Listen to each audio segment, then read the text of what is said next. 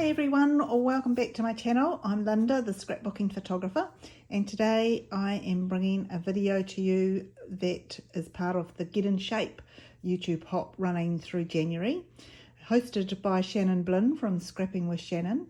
And this week our shape is chevrons. So this is the stamp I'm going to use from Close to My Heart. I'm also going to try and meet the criteria for this week's Mixed Media Mayhem, which is to use texture paste, sequins and paper scraps. So what I've got here is my sequins so I don't forget them, my stamp of course, some different sorts of sequins to see what works the best. The photos I'm working with are from Christmas a couple of years ago when I was given this vase and the flowers came from my flower cage. If you haven't heard about my flower cage, the flowers grow in a cage because otherwise they get attacked by my dogs. Going through my scraps, I found some toffee coloured paper that had some texture paste already on. Not sure if I'll use that. I really like this stencil for this project, so I'll probably use that instead. But I have got these different scrappy bits out. And I have my scrap box very handy over here so that I can use it if we need to find some more. And I'm not sure which of these colours is going to go best with the flowers. I quite like the dark one. But I might use some of the light one as well. So I'm not going to mount this or frame it just yet. I just want to make sure that that's the colour I want on the outside. So we'll start with the white daisy. And I'll give you a little bit of a plan that's in my head. So when I took these photos, I took one with some of our Christmas decorations still on the table and heading into the lounge so we could see the flowers, but the vase is actually the highlight of the story. So I did a bit of more of a closer up one with the background blurred. So I think I'm going to offset them in the middle of the page pretty much like that. Now my vision is to have chevrons going from here to here and here to here, and in a graduating colour from this lighter creamy toffee colour through to this darker royal colour. So first thing I'm going to do with my pencil is just mark where those photos are so that I can put the joins of the chevrons where they're not going to be seen. Okay, so that gives me an idea there. So I'm not sure if you can see from there, but the stamp has a little bit of a texture to it anyway. So I don't think it would ever be completely solid, which is quite cool, and that will suit with what I want. I haven't used the chevron shape before, so I'll just season it very quickly.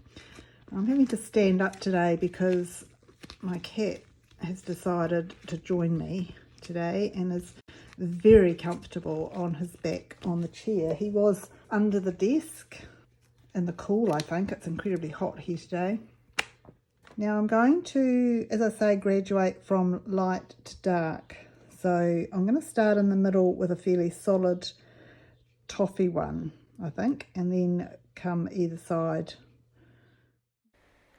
The three inks I'm going to use are Toffee, Wisteria and Royal.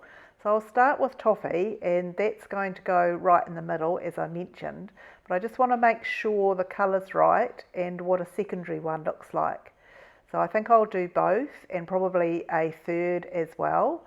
So starting with the primary stamp and then a secondary one below it, just offsetting the chevrons a little bit to add a little bit more interest to the shape, and then a third one underneath.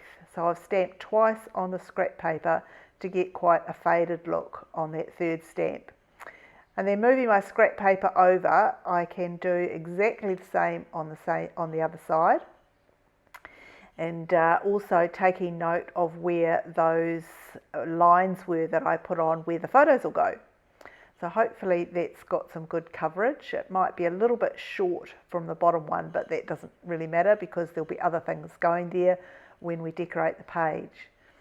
So when I bring the wisteria colour out, the primary stamp is just a little bit blue for what I want, but the secondary stamp works quite well. So I'll do that on both sides. So stamping off onto the scrap paper first and then onto the white daisy. So, which works quite well because it gives me a secondary stamp either side of the primary toffee, and I think that evens things up quite nicely. And then I'll bring out the royal colour and do a secondary stamp above the wisteria. So again, stamping off onto the scrap paper and looking to the line, so I need a longer one on the left and a shorter one on the right. So that will give some good graduated colour from bottom to top. Wiping the stamp off with my chamois, I can then bring the photos in and have a check to see if everything's okay. And I think I'd like a little bit more of the royal colour down the bottom to balance it a bit, but not quite so sharp. So I've taken the stamp off the block and I'm just going to roll it a little bit on either side of where the photo's going to go. And it looks a little bit messy, but I think it will be okay once I add the other things to the page. And I've learnt with some of this mixed media that we add that it's best just to kind of go with it and see how it works out. I'm adding some up the top as well, and it misses little bits, and remember too that some pieces can be covered if we need to, but I quite like the unevenness of it and the irregularity within the straight lines of the chevron. It kind of contrasts with itself quite nicely. The next thing I'm going to do is bring in our flower stencil. So I'm popping that over the top of the chevrons and bringing the texture paste onto my multi-purpose mat. Rubbing some royal ink directly onto the mat, I can use that to colour the texture paste. And I've learnt that it's better to do more than less and then just use it, because it's better to get the colour right and have it consistent on the page. So I'm using the whole of what I stamped down there with the ink and the whole of my texture paste and blending it all until it's all nice and even. The colour of the texture paste does generally end up lighter than the ink you choose to blend it with. So in this case, we've kind of ended up with a mauvey colour somewhere between the royal and the wisteria. So it should look quite cool when we put it on top of the stencil.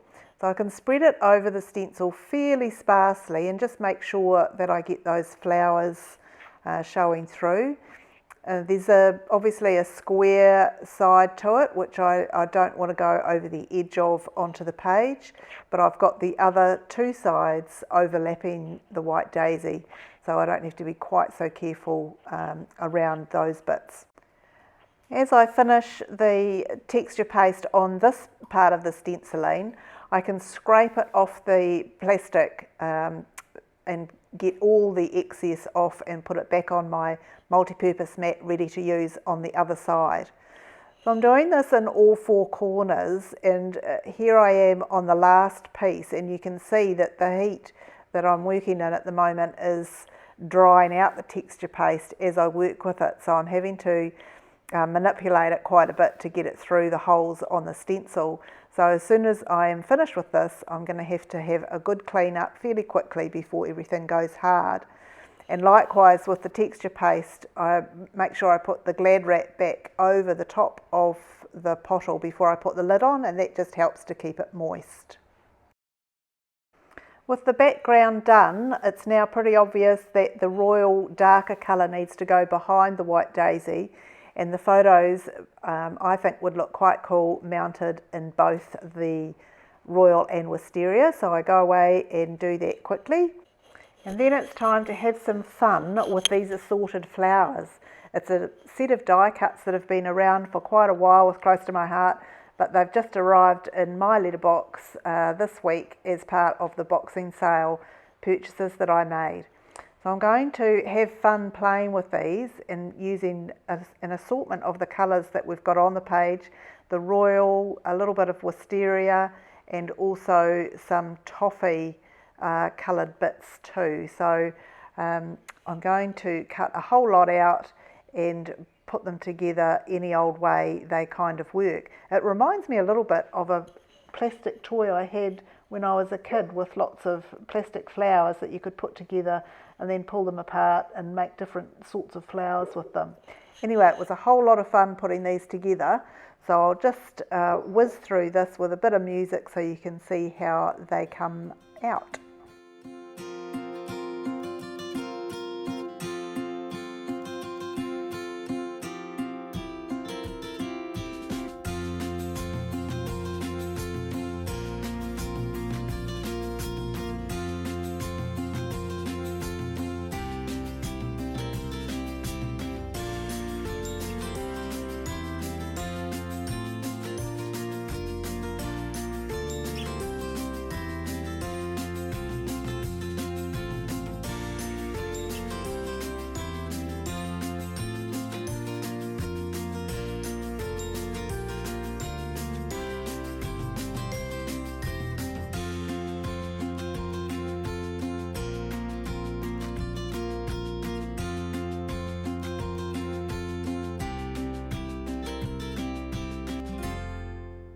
As you can see, there's a whole lot of fun to be had making these and coming up with different shapes. I think you could be a bit more botanical about it too if you needed to be on a different page. So now I'm just going to add a few sequins to the centres, and using the scrap papers to make them and adding the sequins and doing the flowers with the texture paste completes all three criteria for the Mixed Media Mayhem, so that's cool. I'll add a few more little scraps to the side and the bottom of these pictures as well. So just to bring in a little bit more toffee, I've just torn a bit off there and then I'll back it with a little bit of wisteria. This page is ending up with a lot more on it than I would perhaps have planned, but I have been watching some videos about junk journaling, so maybe that's been influencing me. Do any of you make a junk journal? If you do, I'd be interested to know. So I haven't had a lot to do with them in the past, but I'm getting quite keen on putting one together. So I'll put this one back in and just have to straighten up that little bit on the side, and then hunt through the scraps to find something suitable to go at the bottom of this left-hand photo. And there's a little bit of mocha which goes quite well because that's the colour of the vase. And I think a little bit of the royal behind it would go well. So I fossick through these offcuts and try and find something that will fit adequately behind that piece of mocha. There we go. So I can stick that down after I've got rid of the excess, and that's a great use of a scrap piece of paper. Always feels good when that happens.